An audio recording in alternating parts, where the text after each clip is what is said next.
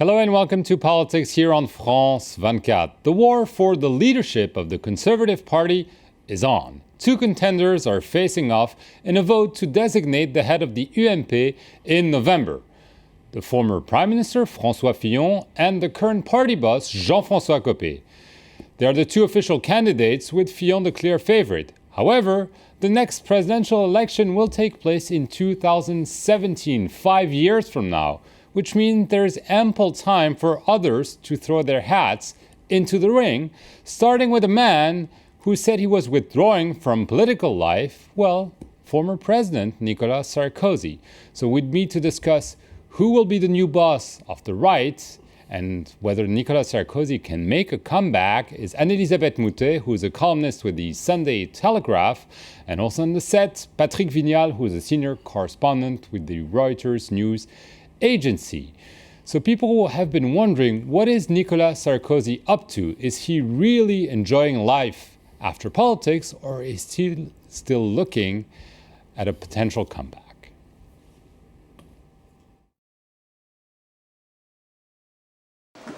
Former French President Nicolas Sarkozy attended a Constitutional Council meeting on Tuesday, but he had no comment on the battle for the UMP leadership, which is not to say he will have no influence on the race. When he left office on the 15th of May last, it looked as if France had seen the last of Sarkozyism and a battle for succession had opened up on the right wing. But 4 months later, Sarkozy has not gone away. Among right-wing voters, he's the preferred UMP candidate for the 2017 presidential election. We miss Nicolas Sarkozy. France misses Nicolas Sarkozy. Acknowledging Sarkozy's legacy is thus a must-do for both candidates in the leadership race, and no better place to do it than by the side of the former president's son. I have, throughout this campaign, got back in touch with Nicolas Sarkozy. We have a singular relationship. Nicolas Sarkozy is larger than life. And François Fillon is not disowning the former president either. Sarkozyism is a bit like love. Some people speak a lot about it because they have reason to. Their love is fairly recent. Some are even suggesting he will return to politics, even though he has officially retired. But his presidential style continues to set the tone, as a reference to judge the new government. On the right, all will be paying attention to the former president's popularity levels in the coming weeks, including Mr. Sarkozy himself. Anne-Elisabeth Moutet. So we have formally a fight. Jean-François Copé, François Fillon, but there's the shadow of Nicolas Sarkozy hovering over them. Yes, he's a bit of a statue of the Commendatore, but it's a very moving and alive statue. And he's young, he's 57, and because he was really sort of rejected, there was bound to be some sort of reevaluation of what he's like. Now, he's been pretty careful so far. He hasn't spoken much. The only instance in which he spoke was at the time of some particularly unpleasant massacre in Syria, in which he said something must be done, which, you know, is a prerogative of people without political power everywhere. And right now, he's very carefully acting, as a personality. He has his own office.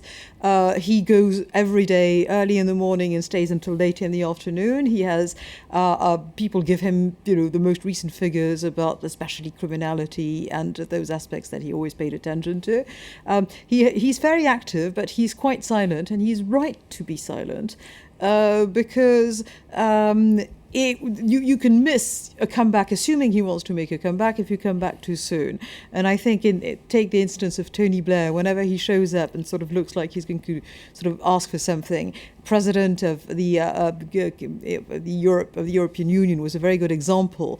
He shot himself in the foot, and the rejection came back to the fore. The other thing is that the UMP, like every party that has lost an election, is in a state of disarray, that the fight of the two would-be leaders is pretty pathetic if you're not absolutely in the midst of it, and possibly even if you're in the midst of it. So Sarkozy's interest is to stay back, look, supine, go to the Constitutional Council, in which he said that he would not rule on specific aspects that were decisions that were taken during his own presidency. And we'll see in a couple of years' time if people want him back. What do you make of Nicolas Sarkozy's role and of the Copé-Fillon fight? I mean, is he maybe the white knight if things turn ugly, if there's not a clear leadership of the party? Is it in his interest, maybe? Well, he can still stage a comeback for the 2017 election, but for the time being, it's the battle between Fillon and Copé. And what is interesting, actually, is Sarkozy is still involved in a way because, I mean, Copé and Fillon share the same views on economic and European policy. They both want more budget discipline. So the defining factors will be two things: the personalities and also the way that the two position themselves in relation to Sarkozy. So what are the main differences between them vis-à-vis Sarkozy? Well, as far as style goes, Copé is a lot more Sarkozy-like because he's very combative or even aggressive. And Fillon gives the impression, anyway, of being a lot more moderate. So the one who looks the most like Sarkozy is definitely Copé. And he also claims the mantle of Nicolas Sarkozy, whereas François Fillon, who was Nicolas Sarkozy's prime minister during his whole mandate, has taken some distance with the president, the former president. Yeah, that is true. Copé and Sarkozy have not always been the best of friends, but Copé now understands that it's in his interest to say that he is the new Sarkozy, which in many ways he could be. Do you agree that Copé, who has always been very ambitious, he said many years ago that he wants to be a presidential candidate, now has been saying during this internal campaign that, you know, he's really very close to Sarkozy, and if Sarkozy was to come back, he would step aside? Well, the thing about Copé is, let's face it, he's lagging behind right now in this battle with Fillon. Fillon is a more consensual candidate in many ways. He now was running in Paris itself, but for 25 years he was the MP of Sarthe, which is somewhere in the region of the Loire.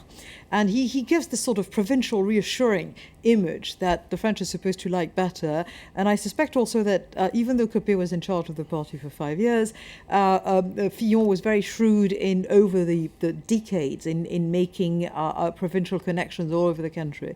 And Copé is really very much a Parisian phenomenon. In terms of Sarkozy, let's not forget that Fillon's task as Prime Minister of Nicolas Sarkozy was pretty thankless, because Sarkozy was the hyper-president and he intervened in everything, and Fillon was supposed to sort of follow and obey things, and every now and then to get remonstrated against by Sarkozy himself, saying you're not doing this fast enough or well enough or soon enough or whatever. So I suspect that Fillon really thinks that he suffered for 5 years and he would like to have the top job now. I think Fillon is probably more easily elected at the head of the UMP than Copé. Copé is abrasive. He is very bright. He's very much like Sarkozy. He's a bit of an outsider. I would say, but we haven't seen this yet, and I'm pretty sure it needs a special alignment of stars for it to work. I think Copé has more star quality than Fillon. If I were Hollande and I were considering already what happens in 2017, I would think that Fillon would be a safer person to run against, because at the end of the day there would be a sort of perfectly honourable defeat by Fillon and an honourable victory by Hollande, whereas Copé is capable of surprising people.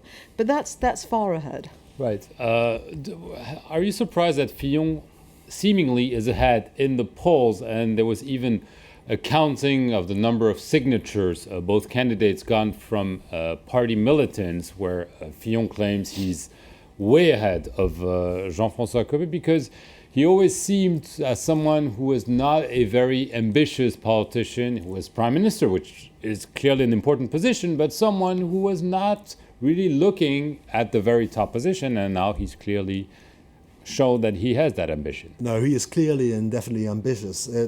Question again, the difference again is in style. But what's interesting is that Fillon said in the race to collect signatures that Copé had an advantage because he was actually ruling the party.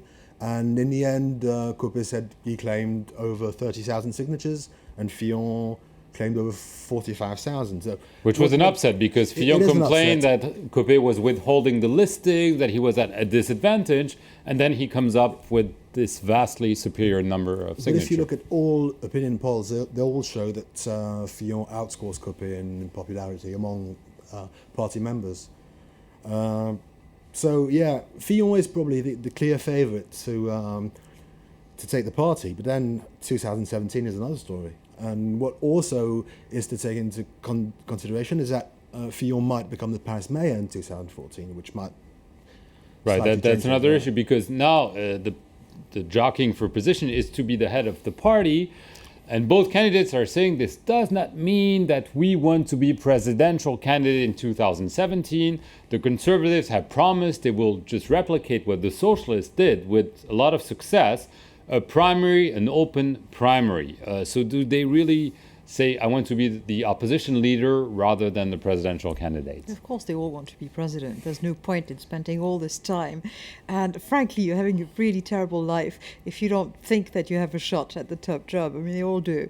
That being said, it's going to be interesting to see how they organize primaries, because at the end of the day, the first time the Socialist Party organized primaries, when Ségolène Royal won the mandate, that wasn't very well organized. But this time it was. It was not pretty an well- open primary. It was not an open primary. There had been a campaign of new memberships at gut rate prices that really got Ségolène in. To be quite honest, at the time she was still with François Hollande. He was the Secretary General of the party. That helped. But this time, really, the primaries in the Socialist Party were well organized, and they are something that the UMP will have to replicate.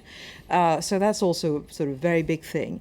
But the Paris City Hall is, historically it was Chirac's launching pad to become a president. It took him some time, but he achieved it, and he said it was certainly his launching pad to become the leader of the opposition, which right now nobody can claim on the right. So if Fillon runs, and if he loses, because the demographics of the city of Paris are pretty, what the French call bobo, what the Americans call bobo. There's been a bourgeois socialist mayors boheme. for a decade now. And it's leaning to the left, and it's bourgeois, but it's sort of liberal. They're green. They don't like cars. But they like fashionable things. They are, this very typical urban type, very Islington, we'd say in England, and very West Village, if somewhere were in or Upper West Side in New York, and that's not a good place for Fillon. It's not even thinkable for someone like Copé, but it's not a good place for Fillon. The mayor of Paris has said that he doesn't want to run. I don't know whether it's a third or a fourth time, but anyway, he doesn't want to run again. His deputy right now is in the cards to be a candidate. Anne Hidalgo, she does not have anywhere like the charisma. She will have to make deals with the Greens. It's a very complicated situation with the potential to kill Fillon's credibility. So he probably won't go. That's exactly who Fillon is. He doesn't. Yes, if he thinks he can't do it, he will not go. Just very quickly, what about the ideology of the UMP? There's been a lot of debate throughout the campaign. Yeah. How do you deal with the far-right National Front? Do you ally yourself with them, as most militants say they want in the polls, but as all the party bosses have refused to do? That's the thing. That's what Sarkozy did. Basically, was to pull the party to the right. His idea was clearly to stop voters from defecting to the National Front. It worked up to a point. It probably helped him win in 2007, but then it also created a rift with moderates, which might have helped Hollande win this time round. So that might be one of the differences between Fillon and Copé, with Fillon saying, no deal with National Front, there's a huge cultural difference, we're not talking to those people. And Copé, a bit like Sarkozy did, saying, well, we can talk to those people, we share some of their ideas. So if there's one ideological difference between the two, that's where it is. Right. Although Nicolas Sarkozy never allied his party with the National Front, but could this be something that could come up in the coming years if the National Front remains a strong party in France? I think it's a poison chalice. I think what Sarkozy used to say was, I understand the voters of the National Front, but they're going towards the wrong solutions. I can't see, I've interviewed Copé a couple of times. I cannot see Copé allying himself with the National Front either. It's impossible. He says there are questions that are asked, the questions about security policy, the questions about, how should French Islam be part of the nation, things like that, where Copé says, I have alternative solutions that could bring back the National Front voters who very obviously sort of defected in the first round of this election, Sarkozy. Once you've voted against someone in the first round, sometimes you don't go to the polls to vote a second time. So I'm pretty sure that Sarkozy also lost some of the people who'd voted for him the first time. Very quickly. But I do not see the UMP ever allying itself with the National Front. Thank you very much to both of you. We'll see who takes the helm of the Conservative Party, and we'll see you next week here on France 24 for another edition of Politics.